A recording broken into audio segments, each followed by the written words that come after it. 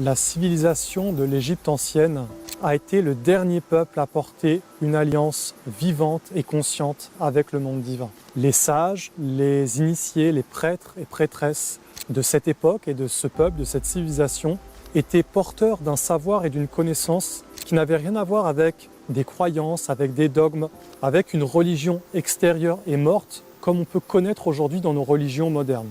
Les connaissances qui étaient détenues par ces êtres, notamment par les pharaons et par la caste des prêtres et des prêtresses qui entouraient ce pharaon, qui étaient vraiment les détenteurs d'un savoir divin, ils portaient quelque part les connaissances du monde de l'esprit, du monde de l'intelligence, du royaume de Dieu. C'est de cette façon qu'ils ont amené l'ordre, la justice, la civilisation, l'agriculture, et qui ont permis à un peuple de voir le jour. Et ce peuple vivait dans une harmonie avec le monde divin. Dans les cosmogonies et légendes égyptiennes sont cachés des secrets et des mystères sur notre origine divine et sur le passé lointain de l'humanité, en fait sur des époques qui étaient révolues de l'humanité. Cette vision égyptienne, en fait, elle émane réellement d'une connaissance, mais surtout d'une filiation, parce que les Égyptiens étaient les héritiers d'une ancienne civilisation et ils avaient un savoir qu'aujourd'hui on a perdu. Dans cette vidéo, je vais vous parler de la légende d'Osiris. Et à travers les explications que je vais vous donner, je vais essayer de vous transmettre une vision ésotérique, une vision animiste, c'est-à-dire une vision essénienne de cette légende. Parce que derrière cette légende, il y a un profond message. Et comme dans tous les textes sacrés que l'on peut voir chez les anciens, c'est-à-dire chez les anciennes civilisations sacrées, le vrai message est toujours caché à l'intérieur. La légende, la cosmogonie est quelque part un moyen, une histoire qui permet d'enseigner, qui permet de transmettre une connaissance et un message qui doit toucher l'âme et qui doit toucher l'aspect divin de l'être. C'était en tout cas le rôle, le but de ces légendes dans le passé, le but même des histoires qui ont forgé les différentes légendes dans le monde entier, c'était de transmettre des messages pour l'âme, des messages pour que les êtres soient éduqués dans une certaine vision, dans une façon de voir le monde qui allait les conduire vers les mondes de l'esprit. Donc dans cette vidéo, on va vraiment plonger au cœur de la légende d'Osiris et voir l'intelligence qui s'y cache, la sagesse et la lumière qu'il n'est pas donné à tout le monde de voir et de comprendre.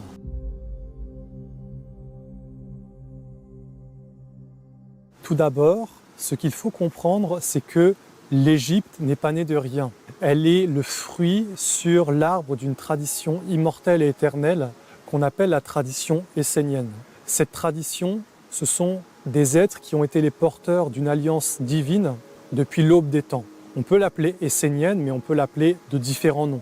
Moi, c'est comme ça que je l'appelle, parce que c'est ma tradition, et que pour nous les Esséniens, cette tradition, elle n'est pas dans le temps, elle est quelque part éternelle, et elle vient à travers les âges pour régénérer le message de Dieu dans l'humanité. Donc pour nous les Esséniens, la civilisation égyptienne est née de sages et d'initiés qui venaient d'un ancien temps de l'humanité, que l'on a appelé l'Atlantide.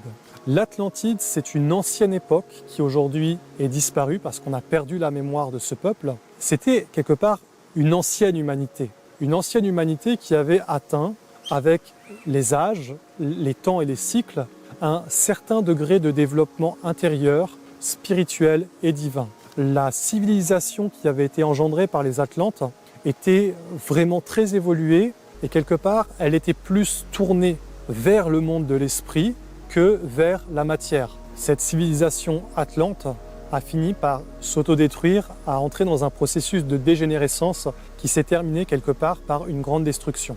Ce que dans beaucoup de textes sacrés on relate comme étant le déluge, notamment l'arche de Noé, dans les mythologies sumériennes, l'épopée de Gilgamesh, avec ce mythe du déluge qu'on parle dans de nombreuses traditions et civilisations.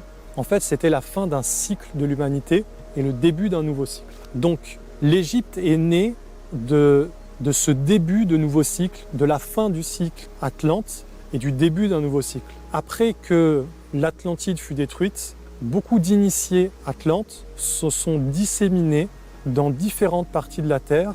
Vous en avez beaucoup qui sont allés en Amérique centrale, en Amérique du Sud, d'autres qui sont allés en Inde et d'autres qui sont allés en Europe et en Afrique du Nord. Et ça a fait apparaître des grandes civilisations. On peut penser aux Mayas, aux Toltecs, aux Incas, qui était en Amérique centrale et en Amérique du Sud, à la civilisation de l'Inde. Ensuite, dans l'Europe, c'était les pays celtes, la civilisation des Celtes. Et en Afrique du Nord, ça a été la naissance de cette civilisation égyptienne qui a été comme une lumière sur la terre, qui a été une splendeur, qui encore aujourd'hui demeure un mystère parce qu'on ne comprend pas réellement la profondeur du mystère de cette civilisation, mais qui a été comme un soleil qui a rayonné et qui a engendré toute notre civilisation actuelle occidentale. Elle a été engendrée par cette civilisation égyptienne. Les cosmogonies et légendes qui ont imprégné l'Égypte ancienne sont fondées sur des connaissances réelles et sur une réalité spirituelle de l'histoire de l'humanité. L'humanité n'a pas toujours été comme elle est aujourd'hui et à travers le cours de son évolution, elle est passée par différents états.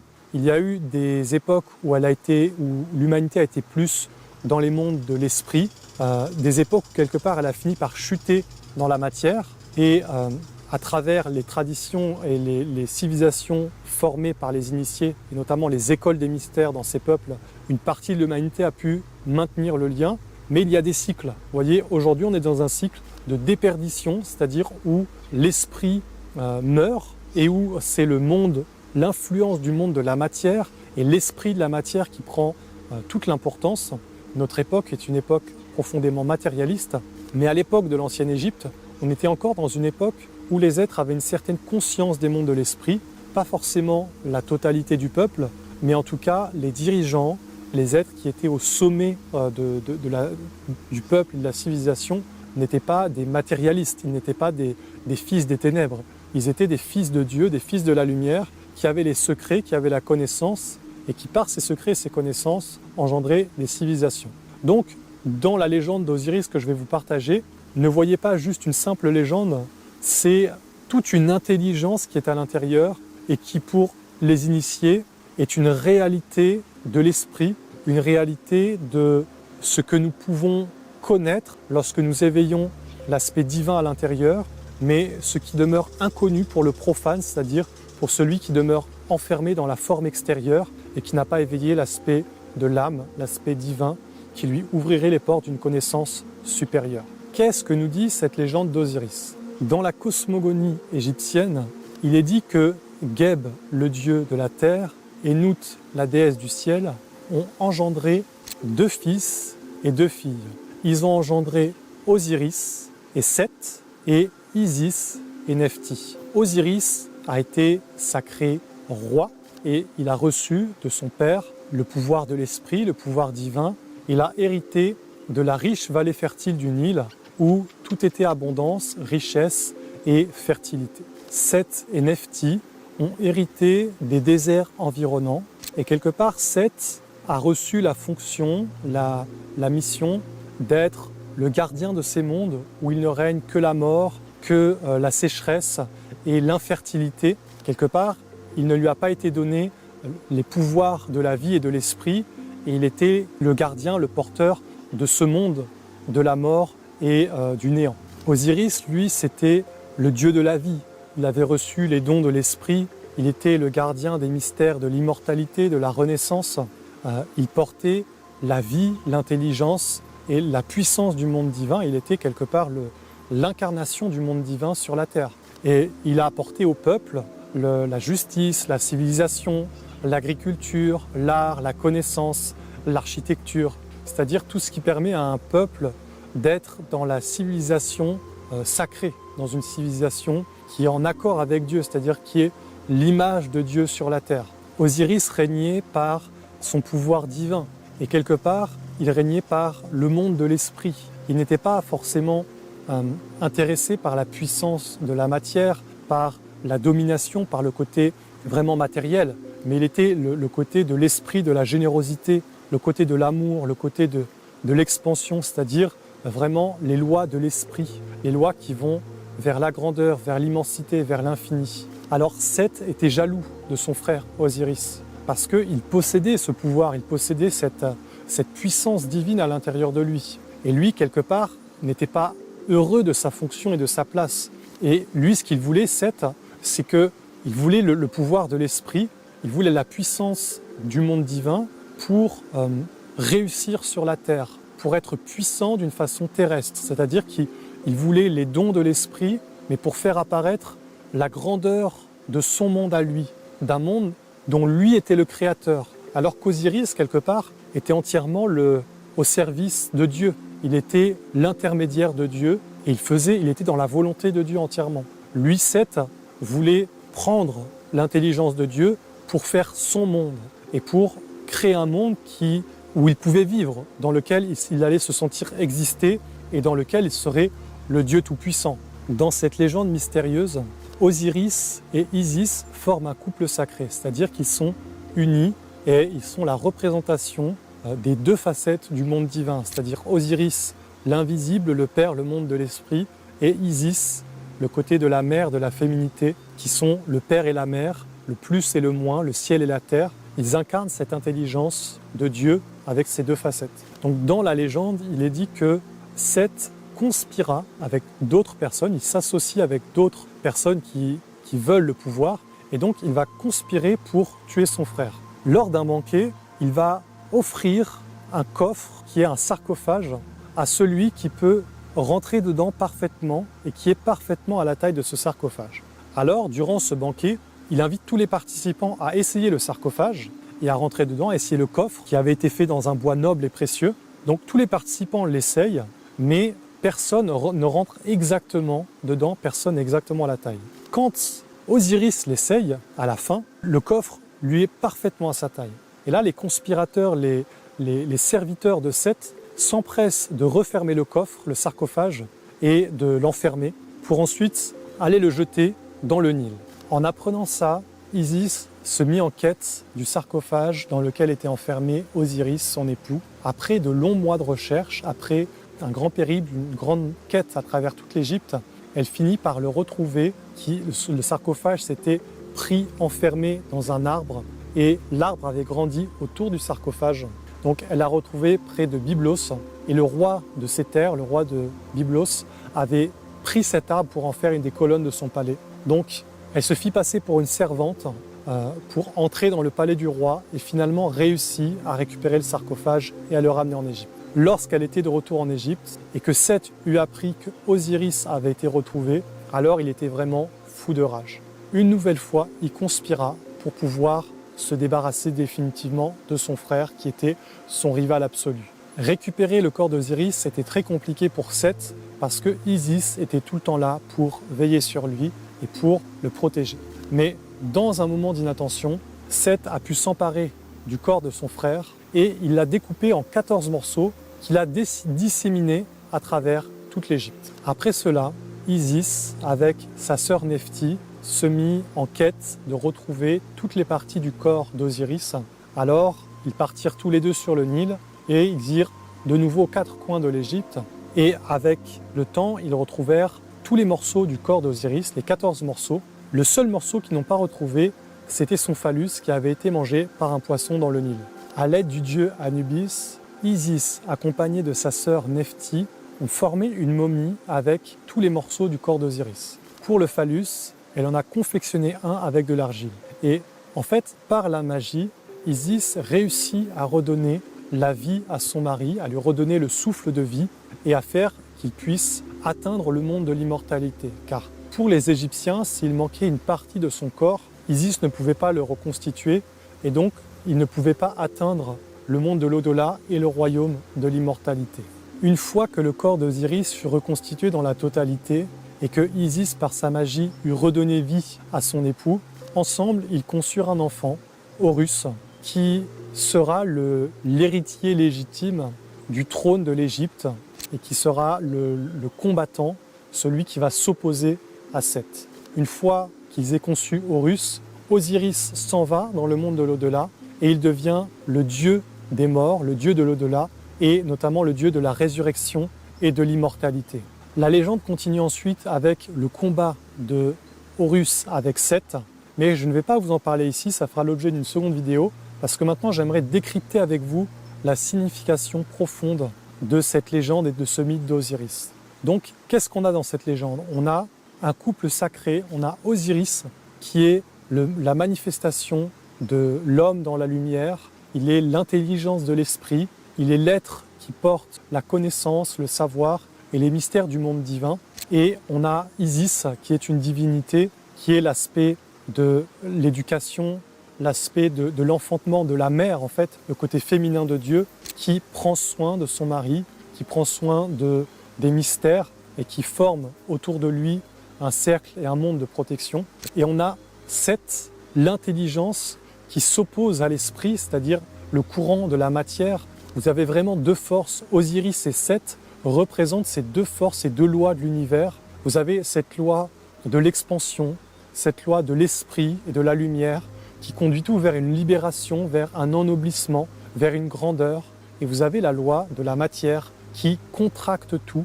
La matière, elle conduit tout dans une contraction, dans un rétrécissement, dans une avidité, dans un recyclage.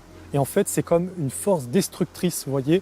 La matière finit toujours par détruire. Elle va toujours dans le sens d'une transformation de quelque chose qui est éphémère, de quelque chose qui n'est pas permanent, quelque chose qui est toujours en transformation et toujours quelque part qui se construit mais qui se détruit toujours. Donc ce sont ces deux lois. Et Osiris représente cette loi de l'immortalité de ce qui est et de ce qui demeure éternellement. Il est l'amour, il est l'intelligence, il est la paix, il est le règne de Dieu qui demeure éternellement au-delà des formes et au-delà du temps et de l'espace, au-delà des corps et des apparences. Il est la vie immortelle. Alors que Seth, lui, est ce principe de la matière, ce principe de l'incarnation, l'être qui s'empare de la matière pour vouloir exister en dehors de Dieu. Quand, dans la légende d'Osiris, Seth cherche à tuer son frère, c'est un concept et une idée qui veut nous dire que l'intelligence du corps, la pensée rationnelle, la pensée matérialiste, l'intelligence qui veut utiliser l'esprit pour être puissante sur la terre, elle a tué l'esprit.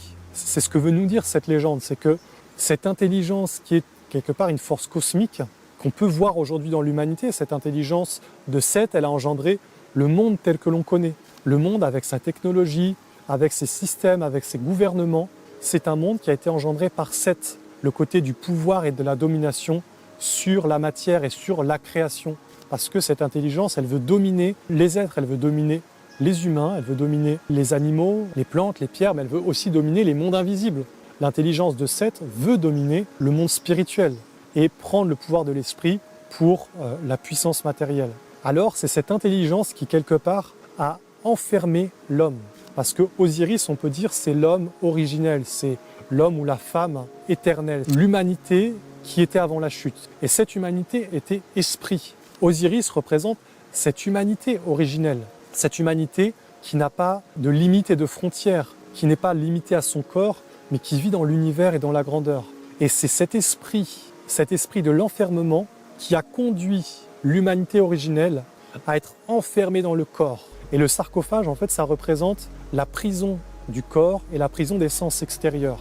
Et ensuite, quand il est dit que Seth va jusqu'à découper le corps d'Osiris, c'est qu'en fin de compte, l'humanité a été divisée, elle a été fragmentée, c'est-à-dire que l'humanité qui, à la base, était porteuse du royaume de l'esprit, c'est l'humanité originelle qui vivait dans le paradis, qui était un avec Dieu, il n'y avait pas de séparation, elle a été séparée de Dieu. Et quelque part, elle a été séparée d'elle-même. Et toutes ces parties qu'on a appelées les parties du corps d'Osiris, qu'ensuite Isis a cherché à reconstituer, en fait, ce sont les différents organes subtils, les différents corps spirituels, les différentes parties de nos êtres qui ne sont plus unifiés et qui ne sont plus dans une union avec le tout. Étant divisés, étant séparés, nous ne sommes plus dans la vie. Parce qu'à partir du moment où on apporte l'esprit de la séparation, qui est l'intelligence de Seth, l'intelligence qui enferme et qui apporte l'esclavage, c'est ce qui divise. La division apporte la mort et le néant, alors que l'union apporte la vie et le royaume de Dieu et son règne avec des mondes de l'esprit et de l'intelligence. Il y a notamment dans cette légende un profond message par rapport à tout ce que fait Isis. Parce que Isis, c'est le côté de la mère. Et qu'est-ce que c'est la mère? C'est le côté féminin, mais c'est surtout le côté qui crée les corps, qui prend soin, qui apporte l'éducation, qui apporte la nutrition, c'est-à-dire qui apporte tous les éléments pour construire un corps et surtout pour éduquer. Et quand il est dit que Isis reforme le corps de son mari, c'est qu'en définitive, elle reconstitue les différentes parties elle cherche à réunifier ce qui a été divisé en faisant apparaître le chemin initiatique et les écoles initiatiques des mystères. Et ce chemin des mystères, on le retrouve avec Horus, parce qu'une fois que Isis reconstitue le corps d'Osiris, elle peut enfanter Horus qui va être l'homme ou la femme dans les mystères. Horus, c'est celui qui a été initié, celui qui a été éduqué, celui qui est né de Osiris, c'est-à-dire il a rencontré les mystères de l'immortalité, il a reconnu son père et il est né de la mère, Isis, le côté féminin. Je ne dis pas qu'Isis est la grande mère, mais ce sont des symboles vivants, des symboles magiques.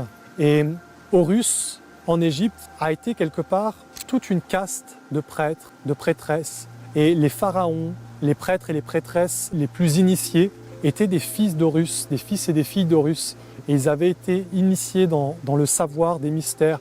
Ils avaient été initiés avec Isis, ils avaient été initiés avec Osiris et ils avaient été engendrés dans la lumière pour devenir des fils de la lumière, des fils du soleil et perpétuer cette tradition, ce qui a fait que l'Égypte a perduré pendant plusieurs milliers d'années. Aujourd'hui, ça paraît assez extraordinaire, une civilisation qui perdure aussi longtemps avec une culture, avec une science, avec une économie, une agriculture, une organisation, une civilisation qui perdure pendant 3, 4, 5 000 ans. C'est absolument extraordinaire.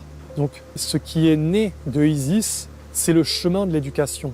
Et dans l'Égypte, ensuite, à travers les nombreux siècles et les nombreuses époques, il y a eu des écoles qui étaient consacrées au mystère d'Isis. Et les êtres étaient éduqués dans les mystères d'Isis. Et quelque part, ils étaient formés pour retrouver les bases de la vie et pour être éduqués dans la connaissance de toutes les lois de la terre, de toutes les lois des mystères du corps et de la constitution du corps, de comment se créent les corps, des différents mondes subtils, de la connaissance des influences et des mondes de plus en plus subtils. Bien sûr, les mystères d'Isis étaient plus liés aux femmes et c'était plus des femmes qui étaient dedans et qui étaient les gardiennes de ces mystères, mais les hommes comme les femmes étaient passés dans ces mystères, entrés dans ces mystères. Un homme initié passait dans les mystères d'Isis pour ensuite passer dans d'autres mystères, les mystères d'Osiris, pour devenir un fils d'Horus, un fils de la lumière, et pour devenir peut-être un prêtre, une prêtresse ou un pharaon. Les pharaons étaient éduqués dans ces mystères. On voit d'ailleurs des images des statues. Vous voyez le faucon Horus qui protège Pharaon, qui est en fin de compte l'esprit protecteur, le gardien de la tradition. Dans cette légende, dans ce mythe sacré, on a plus qu'un mythe en réalité. On a une histoire réelle de l'humanité. Ce que les Égyptiens ont raconté à travers la légende d'Osiris, c'est l'histoire de l'humanité. Ce sont notre origine divine. Nous venons d'un monde immortel. Nous venons de ce monde d'Osiris. Et nous avons été engendrés par l'intelligence de Dieu.